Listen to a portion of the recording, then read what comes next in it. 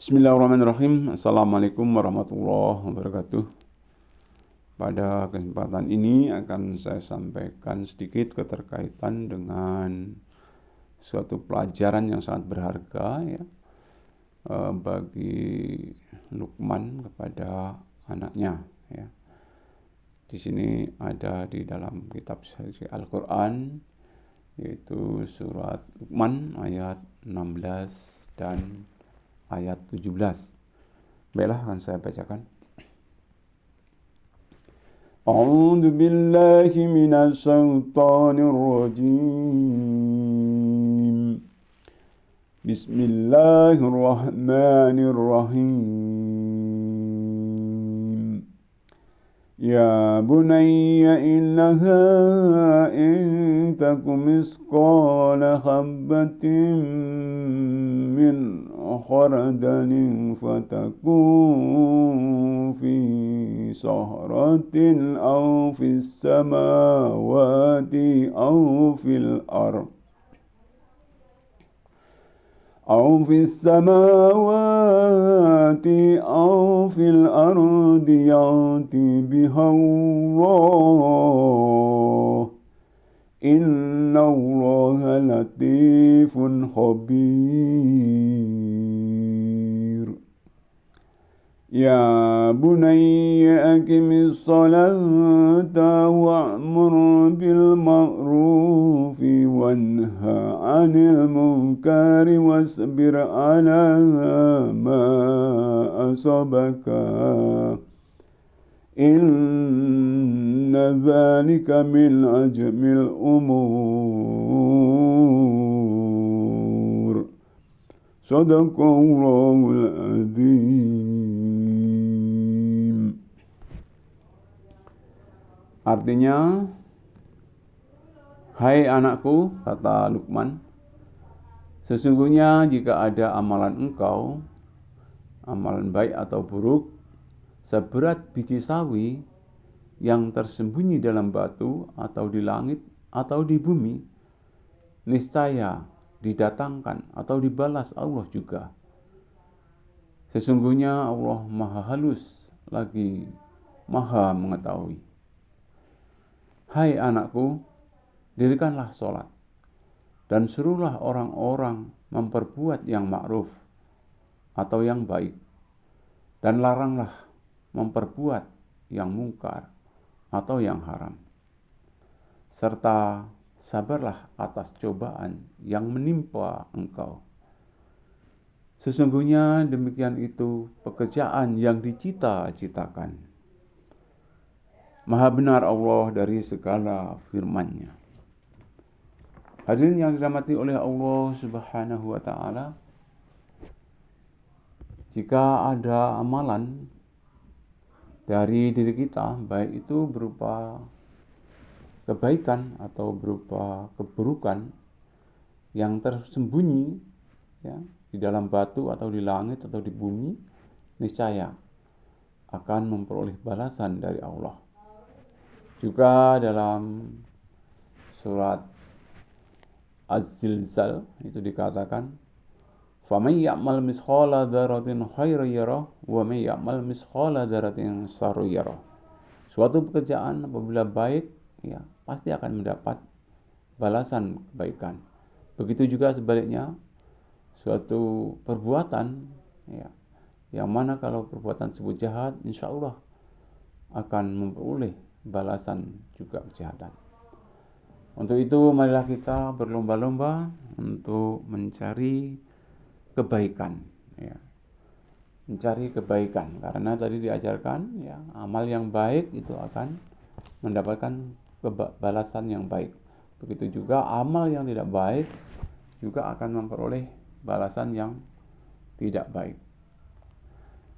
Jadi kalau kita berikan contoh amal-amal yang baik, itu diantaranya perbuatan yang jujur. Nah, ini jujur itu perbuatan yang baik ya. Kemudian perbuatan yang adil ya. Adil di sini tentunya tidak berat sebelah ya. Sama rasa, sama rata, dan tentunya adil ini relatif ya. sesuai dengan proporsi yang ada. Kemudian tidak sombong, ya, bahwasanya Allah juga tidak menyukai orang yang sombong. Kemudian senantiasa husnudzon, ya, kita senantiasa husnudzon dimanapun kita berada, hendaknya kita husnudzon, ya, berbaik sangka kepada seseorang, ya, berbaik sangka kepada sesama muslim, dan berbaik sangka kepada siapapun itu. Kemudian kita hendaknya suka menolong, ya. Hidup ini ya akan lebih bermanfaat kalau kita bisa menolong orang lain. Jadi hendaknya kita miliki, ya, sifat tolong menolong ataupun kebiasaan menolong. Kemudian juga kita hendaknya mempunyai sifat penyabar, ya. Innallaha ma'as sabirin, ya, katanya Allah itu beserta orang-orang yang sabar. Kemudian juga hendaknya kita memaafkan, ya, ataupun pemaaf kepada orang yang mau minta maaf kepada kita. Hendaknya kita sesegera mungkin memberikan maaf. Kita maklum bahwa tidak ada di dunia ini manusia yang sempurna. Kemudian perbuatan baik juga sopan santun, ya, di dalam pergaulan sehari-hari. Kemudian bisa menjaga lisan, ya, karena selamat atau tidaknya manusia itu sangat dipengaruhi oleh lisannya. Insya Allah kalau kita mau menjaga lisan, ya, orang yang mampu menjaga lisan insya Allah, ya, termasuk orang yang dirindukan surga, yang mampu menjaga lisannya. Kemudian perbuatan baik yang lain, membaca Al-Quran, ya. Hendaklah kita programkan membaca kitab suci Al-Quran, ya. Jadikan hobi untuk membaca kitab suci Al-Quran ataupun senang untuk membaca kitab suci Al-Quran. Kemudian perbuatan yang lain juga senang beramal, ya. Senang beramal atau dengan kata lain dermawan, ya. Nabi Muhammad, ya, suatu suri teladan kita, dia juga dermawan. Kemudian perbuatan yang baik hendaknya juga berbakti kepada kedua orang tua, ya. Orang tua kita sudah mendidik kita, ya, dengan tanpa pamrih, ya, walaupun bagaimanapun, ya, kita nggak mungkin bisa balas budi secara utuh kepada orang tua. Kemudian taat dan hormat kepada bapak dan ibu guru yang sudah memberikan pelajaran buat kita, mengetahui akan baik buruk sehingga kita ini karena diajar oleh bapak dan ibu guru. Kemudian sesegera mungkin, ya, bertaubat jika merasakan bersalah. Nah, ini perbuatan yang baik. Kemudian senantiasa bertawakal setelah kerja keras, setelah berdoa dan setelah usaha. Hasil besar atau kecil itu kita tawakal, kita terima dengan lapang dada, ya. Bahasa sananya itu nerimo ing pandum, ya, kita menerima pemberian dari Allah Subhanahu wa taala, ya. Hadirin yang dirahmati oleh Allah Subhanahu wa taala, itu diantaranya perbuatan-perbuatan yang baik.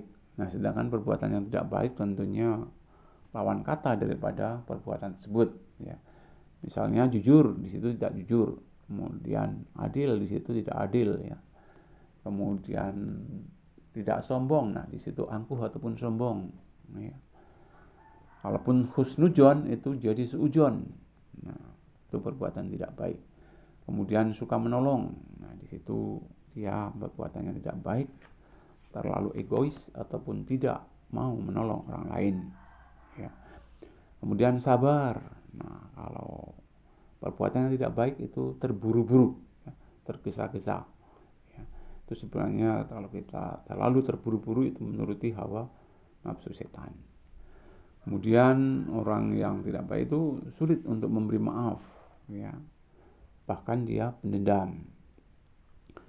Kemudian tidak memiliki sopan santun, ya. Kemudian ceplas-ceplos dalam berbicara tanpa dipikir akibatnya, ya, itu, ya. Kalau yang baik itu menjaga lisannya, mau berbicara tentunya dipikir ya akan yang dibicarakan tersebut kira-kira menyinggung perasaan, ya pembicaraannya tidak lontarkan ya. Kemudian malas untuk belajar. Nah, ini kalau hobi membaca Al-Quran itu orang yang baik. Kalau yang orang baik itu tidak mau membaca Al-Quran ya. Kemudian iri dengki terhadap teman ya.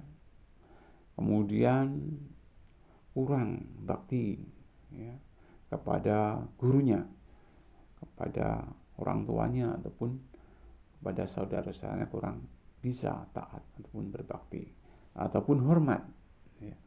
Kemudian kurang bersyukur, bahkan terkadang justru mereka itu kufur. Nah, hadirnya dirahmati Allah Subhanahu wa taala ya.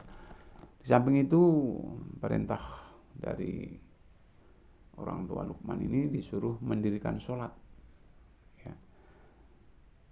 Dirikanlah sholat dan suruh orang-orang berbuat ma'ruf atau kebaikan, dan laranglah perbuatan yang mungkar ataupun yang haram. Nah, mendirikan sholat di sini tentunya kita sama-sama bagaimana caranya sholat yang kita laksanakan itu sebagaimana sholatnya Rasulullah SAW ya. Di situ ada istilah itu, sholat dapat mencegah perbuatan yang keji dan mungkar ya. Inna sholata tanha 'anil fahsya'i wal munkar ya. Allah mengatakan dalam kitab suci Al-Quran, sholat itu dapat mencegah perbuatan yang keji dan mungkar. Dan sholat itu merupakan tiang agama ya.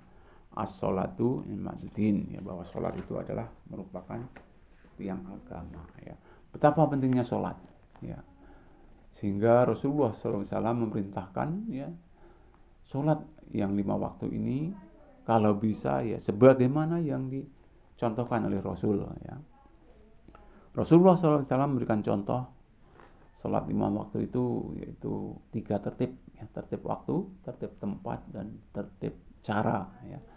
Waktu yaitu pada awal waktu, tempat yaitu di masjid ya atau musola, kemudian cara yaitu secara berjamaah. Itu sholat yang dilakukan oleh Rasulullah SAW. Betapa banyak ya fadilah yang kita peroleh kalau kita mau melaksanakan sholat secara berjamaah ya. Di antaranya lebih utama dari sholat pribadi itu ya, 27 derajat ya. Mempererat persaudaraan, meningkatkan rasa persatuan dan kesatuan, adanya sifat toleransi yang tinggi ya, baik selaku imam maupun selaku makmum, kemudian saling menghargai ya. Kemudian lebih khusyuk ya kalau kita sholat secara berjamaah. Nah, kita disuruh juga mencegah kemungkaran ya. Mari kita cegah kemungkaran, tentunya sesuai dengan kemampuan kita ya, karena mencegah kemungkaran juga hukumnya wajib ya. Kalau mampu dengan tangan kita, tidak mampu dengan lisan kita ya. Kalaupun toh tidak mampu lagi ya dengan hati. Dan hendaknya kita harus bersabar ya terhadap semua cobaan yang menimpa diri kita ya. Karena dikatakan tadi di atas, innallaha ma'as sabirin, Allah beserta orang-orang yang sabar. Sabar, kemudian tetap bersyukur ya. Kalaupun telah menerima kebaikan, kita tetap bersyukur ya, tetap waspada. Nah, kalaupun toh ada hal yang buruk ya, kita hendaknya tetap bersabar. Dan keburukan itu, di balik keburukan itu insya Allah juga ada hikmahnya ya. Jadi tetap ya kita berorientasi ya, kita petik hikmahnya ya. Hadirin yang dirahmati oleh Allah Subhanahu wa taala, kaitannya dengan sabar kita baca di dalam surat Ali Imran ayat 200 yaitu Bismillahirrahmanirrahim, ya ayyuhalladzina amanusbiru wasabiru warabitu wattaqullaha la'alakum tuflihun ya. Artinya, wahai orang-orang yang beriman, sabarlah kamu dan sabarlah melawan musuhmu dan berjagalah di perbatasan negerimu ya. Dan takutlah kepada Allah, mudah-mudahan kamu menang ataupun sukses. Itu saja yang dapat saya sampaikan. Lebih kurang saya minta maaf. Saya akhiri bila taufiq wal hidayah. Assalamualaikum warahmatullahi wabarakatuh.